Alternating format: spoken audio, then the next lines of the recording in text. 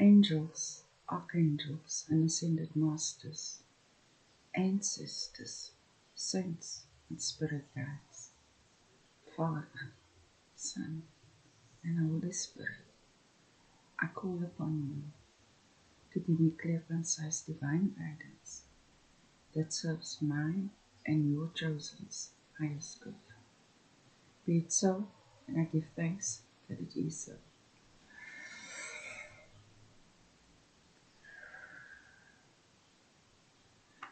This morning, I had to tidy up, do housework, and so I'm doing this and that because I love cleanliness, and something happens when I'm doing things. I just enjoy it.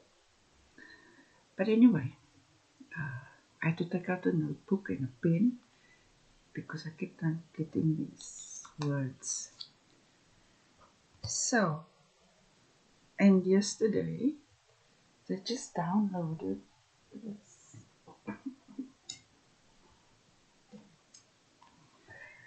They downloaded this language of the gods. So, and I've got this hedgehog on it, so maybe I'm going to Google the hedgehog spirit animal totem guide, something. So it's like just downloads. But let me just draw one card. I'm not actually intending to draw anything now for the session. Study. The wonder of it all. Spiritual warfare, you know by now, the good with the bad. Right? Practicality. How can we be? We are fearfully and wonderfully made, so watch out. Enemies, give me reason. And then just being our creative selves. No?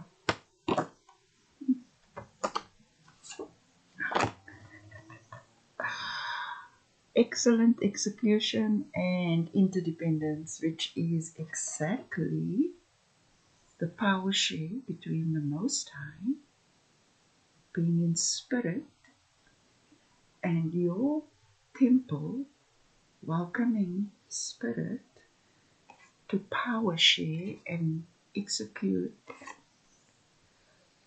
divine will. You see, they're saying, gather knowledge. And how to do this is basically you. You are fearfully and wonderfully made. So, kings and queens and emperors and empresses and gods and goddesses, ordinary people who are fearfully and wonderfully made. You are so much untapped potential. However, if you study the practical steps, which spirit is quite easy to be chosen because all you have to say is, Father, this, that, and then he brings you everything, and then he says, don't believe me, try it. And then he gives you this, then you do it, and then you say, oh, I am fearfully and wonderfully made. Anyway, is what it is. So, this will be an additional reading. Okay? But this is not a card reading. This is what I got. Have confidence using the language of the gods. You're not imitating, you're resonating. Evolution is the point. Staying stuck in your old paradigm out of pride hinders your own progress. It is self-sabotage. Therefore, therefore, humility is a superpower. Embrace it fully. Like, I like to keep an open mind, and I believe everyone and everything is my teacher. So then, when I engage with, let's say, a 9-year-old, and I listen to them and I see their perspective, because I love the way children think, and then I learned something. Like I told my oldest son, I said to him, son, I didn't know how to be a parent until I had you. Why do you think I make so many mistakes? You know? And he just looked at me like that. But it's true, because when I had more, I could draw upon that experience and then use my discernment and did a better job with the other two. But then he comes along and he says, ah, you spoiled it. If that had to be me, this, that, and then I say, son, but you taught me that I have to be a little bit more, you know. So don't care about who's teaching you. The reason humility is a superpower is because you're not ashamed now because you thought you were right all along and now somebody got that. For example, I was walking to my flat. Then a homeless man came up to me, and this is about 7:30 in the evening. And I turned to him and I said, good evening, you know. And he says, do not put your trust in man, put your trust in God. And a normal assumption would be he's going to ask me now for something, and I'd probably give. But look at that. I just had to. Do you know those words changed my life? The teacher comes in all forms. When they bring the message, it is not about you,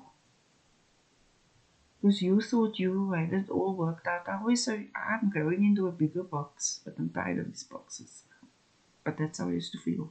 Another key to the universe.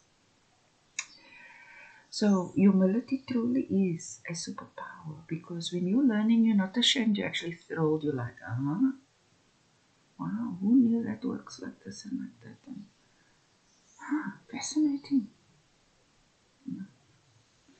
Okay, that's one. Then I just gave all of these, and then what did they say?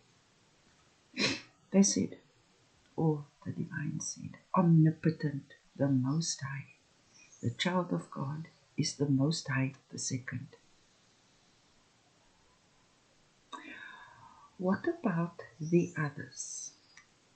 The divine is an ocean, and we each get a droplet.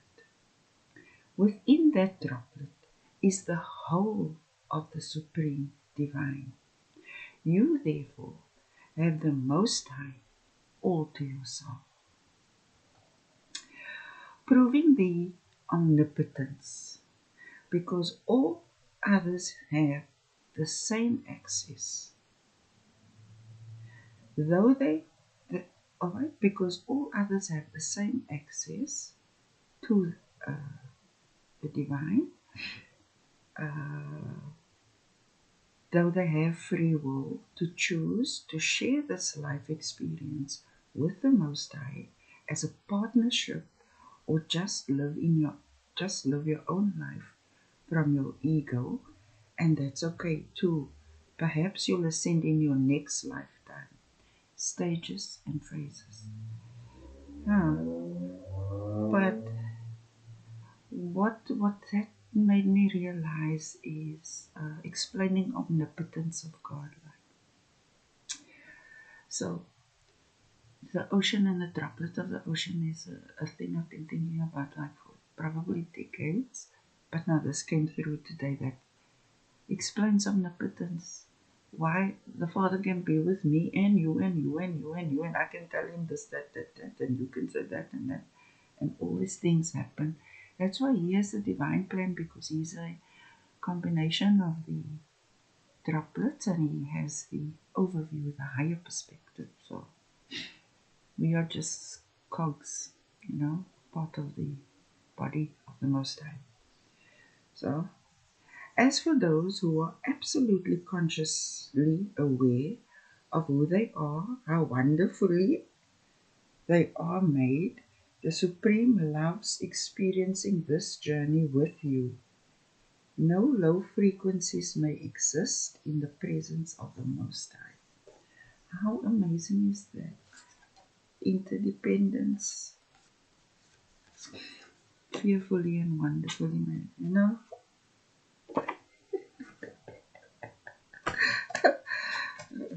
I mean, I choose the divine over all else any day, anytime, because it's so responsive. They gave me this morning while I'm trying to mop and sweep, and then they downloaded deck, and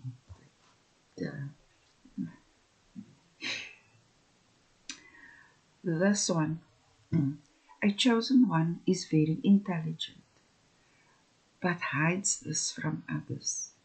They will say they failed at something, yet won't say they aced 100 other things.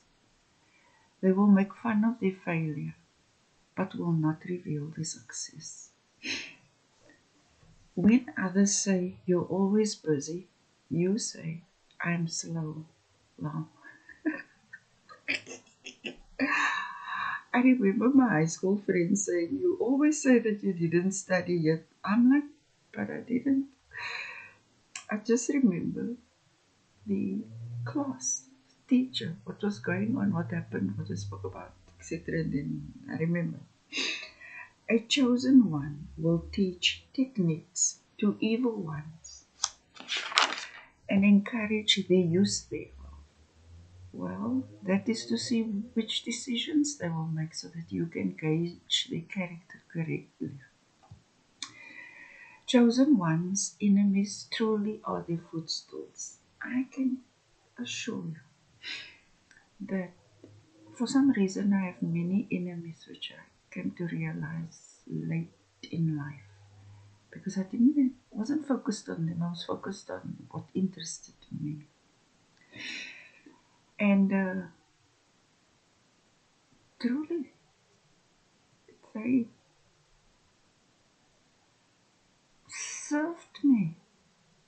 All that nonsense that they regarded as high level plans to bring down a G, which I didn't even.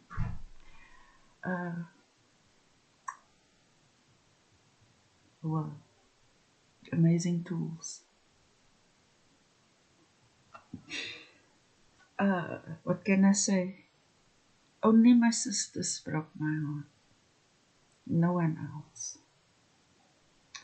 I'm the youngest of four. Okay. A chosen one is recognized by their cleanliness and strong sense of organization. One's environment is a reflection of your mind. You can be, right? You can be, even if you're living in a shack, like not a brick home or cabin or whatever, like a shack. You can be a chosen one because you're not lazy. You appreciate the roof over your head, the shoes on your feet. Can someone with a mortgage bond do the same? I'm not saying the one is better than the other. I'm saying we cannot judge people by their possessions. Alright, but this is just like, then it came into my mind, oh, this is a show that I watched. And like, this popped up as this came out. It's a reflection of the mind, no clear path to walk. It's insanity. Can be cleaned within a week when the right work is applied.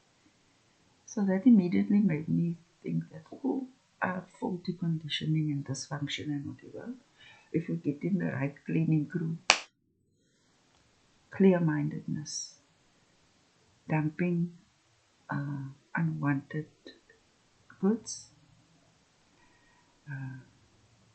clearing space, cleaning up, refreshed, renewed, reminded. Then this is the next one. Just allow yourself to express the language of the gods, even if you feel like you're imitating. You're just feeling the frequency. It makes sense to you. Now, I told you I found this in a Christmas cracker. A fool for 5 minutes rather than a lifetime. That is a sign of a genius. So allow yourself to express your ownership of that belief. Even if someone else mentioned it, because I only have this level of consciousness because I walk on the shoulders of great people who have shared their wisdom through the ages. And I could apply it practically and test it, study it. And that's how I discovered, OMG, nothing pissed me off more than this. But this was like, wow. So, and it's co-creating. It's always a partnership, mutual partnership. Not one leeching of the other. So, anyway, so take ownership of that and start to repeat. You know, when you think about the Word of God, when you speak about it, when you hear it, it becomes more and more and more and more and more and more real. Right? Seems each time we express our authentic truth, for example, I'm a G. Then, I'm a G. Then, okay, I'm really a G. And then, dang, I'm a G. You see? It's like putting in the work. Putting in the work. And who best to study than you and the divine? You are the divine. That droplet. But that droplet at the nano level, the tiniest thing is the biggest force. Okay, then we have pray for everything. The devil always tries to turn you into himself. You know, when they test at you and they do something that's incomprehensible to you. Almost like it shatters your conscious awareness because you just don't know how people can come up with the things that they do at times. Now, when you respond in the same way, someone screams at you, now you scream back. Now, who's more crazy? What's that saying? If you fight with the pigs, then you're full of mud, but they enjoy it. Something. So when once somebody came to tell me something they were doing against me, and it was, but in that moment, I listened, and I said, okay, and I didn't say another word up until today. And then time revealed truth, and so what did I have to say? Those were not my actions. Those were their actions. My power was in how I respond to evil. Now, that's not my nature. I did get angry once. That's not me, but I had to. Nonetheless, so they will try you, my G. But what did I say? You can try a new hair color. You can try a new food. But don't try a chair. Nonetheless, next, ask and you shall receive. The nature of God. God is persistent, He is humble, He is gentle, He is kind. The other day I was talking about how every time the Most High gave me the 1,000, asked me 1,000 times, He said, look here, look here, look here, see this, see that. Real things in my back. I can actually touch it. But it just made me think, because last night I drew the card, Ask the Most High. And then it came to me that He's not asking, telling us, ask and you shall receive, because He doesn't do it. He leads by example. He asked me 1,000 times until here I am. And I'm not here because He told me. When He told me, I had to think about, what is this? Really? Can it be so? What is this now? And then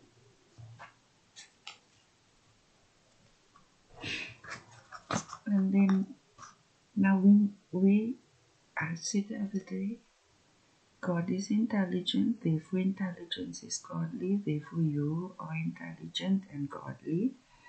And now God is persistent. God says, ask and you shall receive. Well, God asked me many times. But because of my religious conditioning from birth to, these things were there, but actually, so I do ask. I ask for anything, but I always just thought that was related to me asking. And then it dawned on me, hey, the Most High asked me 1,000 times. He don't accept no for an answer. He's patient. If you're patient, you got it. It was quite a few. I told you, it took me 4 hours to clean a small space home. What else? If it's not making you happy, if they're making you walk on eggshells because they think just coming so quickly, my handwriting isn't even legible. Because they think it's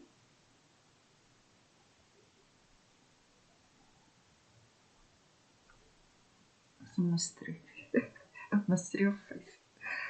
Anyway, okay. Maybe you're codependent somewhere, but not because you're codependent, it's just because they set you up in that way. There's no interdependence where there's mutual reliability. Then they want to say that you can't do this or that, and you must watch what you say and do around them because they are your Lord God Almighty, because X, Y, and Z. However, the truth is that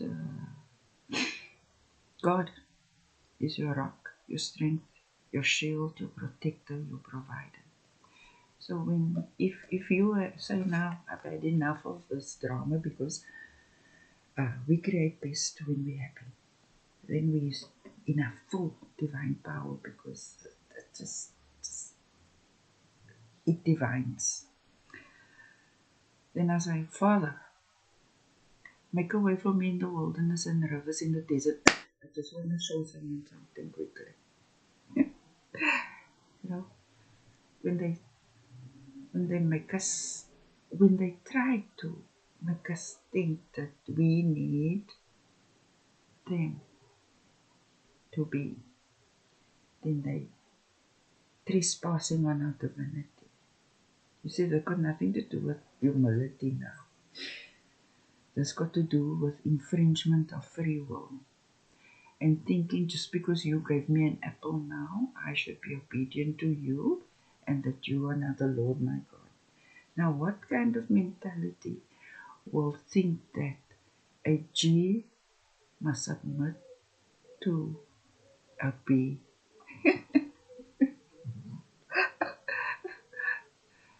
You know me, I'm so multidimensional. Anyway, point is, a God will go to a God. Okay. Father, make a way for me in the wilderness and rivers in the desert. Now, I'm not telling you, believe me. I'm saying, try it.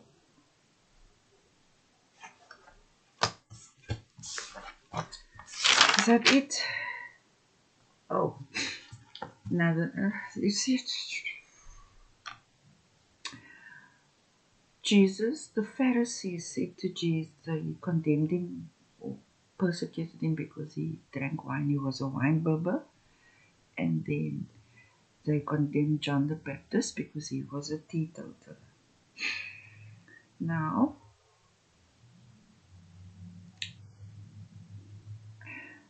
I say, if you are a jerk before you drink, you'll be a jerk after you drink. So, don't use that excuse. No wonder many people drink mindlessly. Because it's an escapism from the fact that there's nothing really going on inside. There's no solid core. You know. But just observe for yourself. That one drinking that has to be seen, heard, and is actually quite ugly. That's how they really are. Because when you're cool, when you're lekker, when you vibe at a good frequency and you drink, and you're happy, you're a good person, you become more happy and more good when you drink. But if you are zero, you become more of that.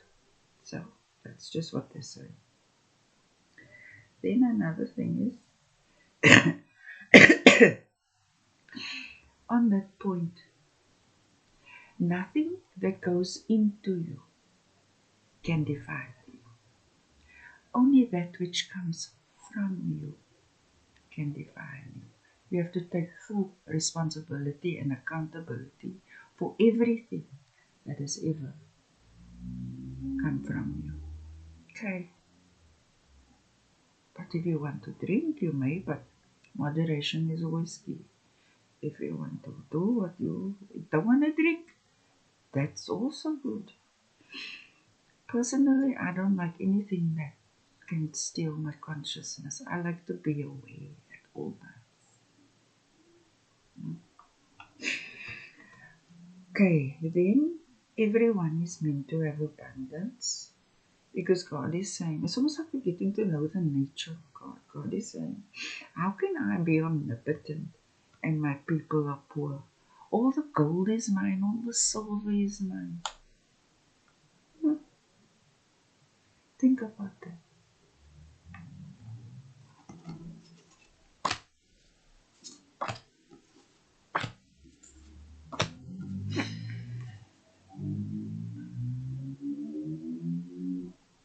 For example, you can say, I wonder what it will be like if I... Okay. Then the last thing. Okay, the last download. Oh my gosh, it's long. People can't swap destiny. Your destiny is your destiny. All their attempts ultimately serve the perfect execution. Oh, I didn't even mean to read this thing. I just wanted to show the download factor, the common factor.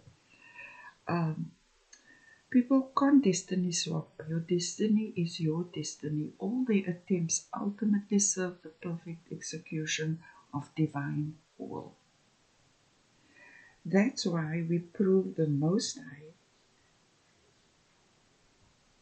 Oh, that's why we praise the Most High on the good and bad days, because we know enemies come for us, they serve us, and on the good days, it's just all magical and stuff. So there's something there. Don't worry if you don't feel strong. Just empower. Knowledge is power. No one can take that from you. They can take this, that keep it. More will come. It's a abundance mentality. Okay, so I don't know if I'll ever do this again. This just happened to